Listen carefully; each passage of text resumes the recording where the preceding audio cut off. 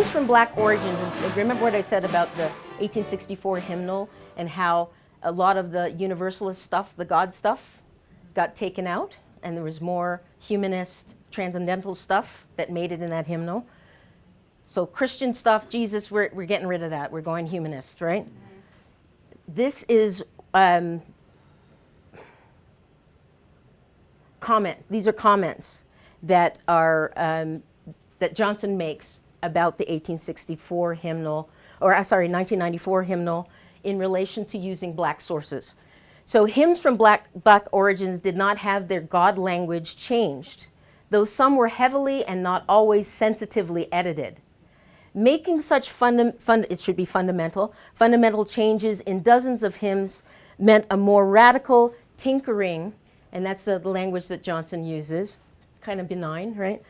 With hymns that any earlier commission had yet attempted. And this is a more problematic and controversial alteration than ever undertaken. Like the Songs of the Living Tradition folks, they were culling their asses off. Just culling and changing.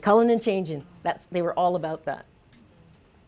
So I'm just going to read this one more slide, and then we're going to do an exercise, and we'll. So the commission from Singing the Living Tradition. I wish I knew these people. Some of them are probably still alive, and I'm hoping that none of them are in the room at the time. Right? Not right now. Yes. We have chosen a broad range of material so that the new book will be suitable for use by all congregations. There will be a hymn for every heart, a tune for every voice. There is something here for every musical taste, from Vietnamese folk songs to Duke Ellington, from the Bible to Holly Near, from chorales to gospel. First of all, But if you look in the hymn book, there's this lovely little, I will leave you with this image. There are core black songs, spirituals, hymns, in our Singing the Living Tradition hymn book that fall not quite in the center, not quite, a little off. Mm-hmm. But if you open and you see those hymns, my favorite one being 156, I think it is, No More Auction Block for Me. Who the hell on that commission thought that was an appropriate song to put in this hymn book? Yeah. Considering that the majority of our congregations are almost entirely white. Right. Right. And don't come from a culture of slavery. Thank you very much. Yeah. So you have those hymns in the middle of the hymn book, or almost the middle of the hymn book, and if you slap it together like this, what you have is Euro-American white supremacist culture squeezing those black cultural productions and the related history, squeezing. Right? Mm-hmm. There are some outliers. Not all of them fall in that little section, yeah. but almost all of them. Almost all of them. Okay, so. But do we want to look at a hymn? Yes.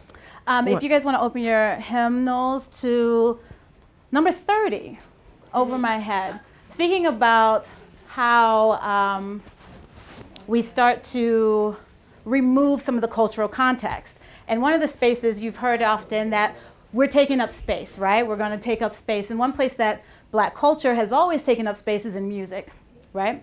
And so if you look, and I'm just going to sing a little bit of it, and I want you to read along and note the differences of how you may be singing it in your congregation, right? Over my head, I hear music in the air.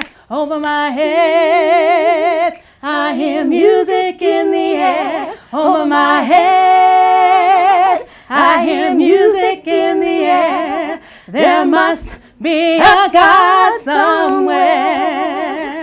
Now, if I were to sing it as my memory, I'm do my visual memory, I think it's like, over my head.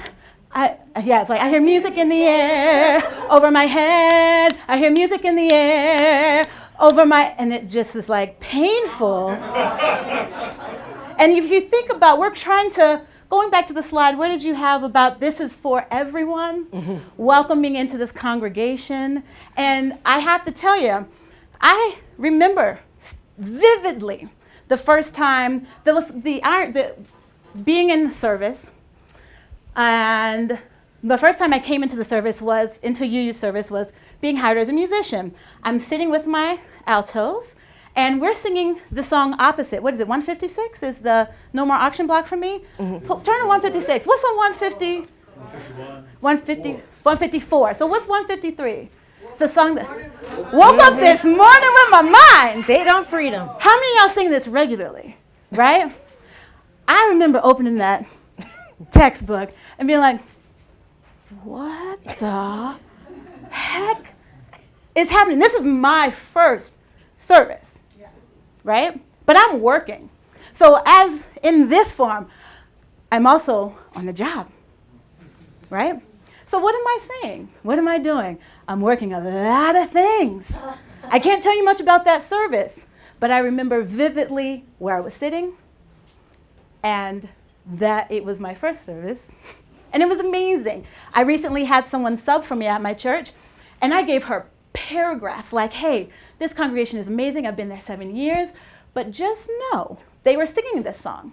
And she was going to be on stage, not being able to see the words that we've recently started to project. So you're going to open this hymnal, and you're not UU, and you're going to do, so I want you to spend that time at the very beginning and know that this is coming, so that you don't get up on stage trying to lead the congregation and be without words. Yeah.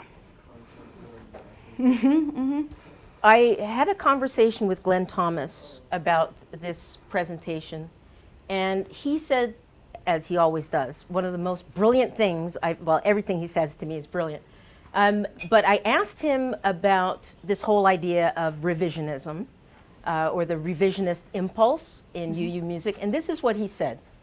I would suggest strongly that the revisionist impulse is also at least tacitly anti-Black. UUism has resisted the value of outward emotional expression in community, embodied faith practice, and relinquishment of time control for an obscenely long time. He also said, and this is the last thing I'm going to say, revision requires relationship. Revision requires relationship.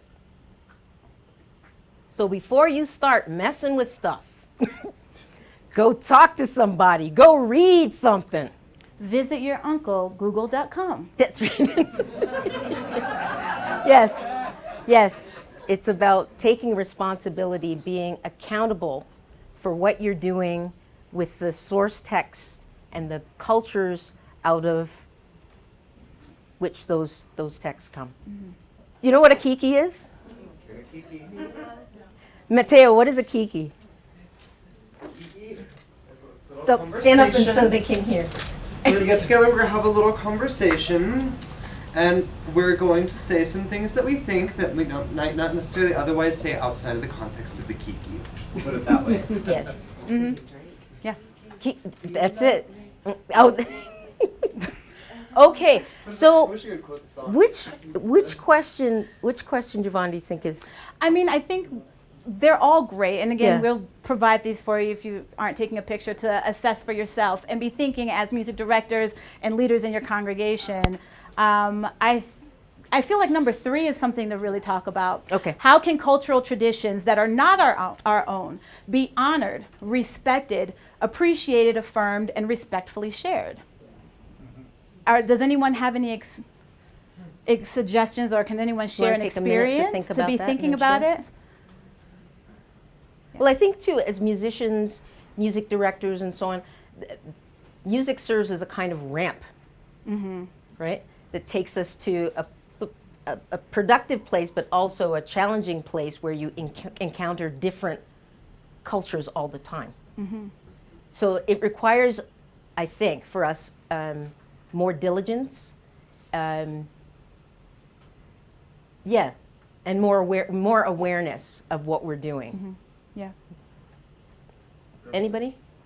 Leon. When people ask me that question, I say this was successful. I point to Paul Simon's Graceland album, because not only did he actually go to Africa, he learned the music from the Africans who gave it to him, and then they joined into something different that was borrowed from each, and that was totally sharing, and that seems to me honest cultural appropriation in a very honorable way. And plus, Ladysmith Black Mambazo was even paid for That the was where I was going participation. yet. There was the coin. And that's coin. so much, right? The cultural appropriation usually ain't no coin. Right? Very much so. The cultural offerings get taken away. The taker makes the money. The people of the source culture do not. So that's a very good example, Leon. Thank you. Yeah. Anybody else? We've got, I think, about 3 or 4 seconds. Yes, in the back. My thought on number 3 has to do as well as with setting context when you're using it. So you may understand what's going on, but communicate that to the congregation, or they're not going to learn anything. It's going to be lost. Thank you. Yeah. One more? Oh, sorry. Well, I was going to say, I was thinking about something from my own congregation that at least one time we've had where we had, throughout the congregation, throughout the service, we had a lot of black hymns. And at the very beginning, our music director, at the very beginning of each hymn, our music director stood in front of the mic and gave context. And it was very surprising and also awesome to have this experience of like, this is why this song was written. This was the intention of this culture, and this is what the experience of the authors and what it meant to them as we go into singing it. Alternatively, I will also say one of those songs was Hallelujah, was the welcome table. And while it started beautifully, right? I don't know if you guys have hand jives that you do during welcome table. However, to have this moment that felt so special, that then go into, Come on, we're gonna sit at the welcome table. We're gonna sit at the welcome table one of these days. Hallelujah. Who is this? This is not your community. This is not your culture. This is representative of someone that looks like myself. It's a bit of a minstrel show. So in that particular moment was a bit of a challenge. However, I will say that such as a suggestion of giving the context to our congregants was very nice. Yes, Mateo. That was actually perfect, because what I was just thinking, and something that's a big thorn in my side connects to that, but maybe even on a bigger level, is what is appropriate and inappropriate cultural borrowing? Yeah. Substitution. Right? It's not simply incidental that all these 150s, they're called freedom. Because we don't have music that represents a theology of oppression and struggle for liberation, because we haven't done that spiritual work. We've bypassed it by borrowing the music of oppressed people and just putting it in the book. That's not right. Yeah, and having sung a hymn, they went out. Thank you, everybody.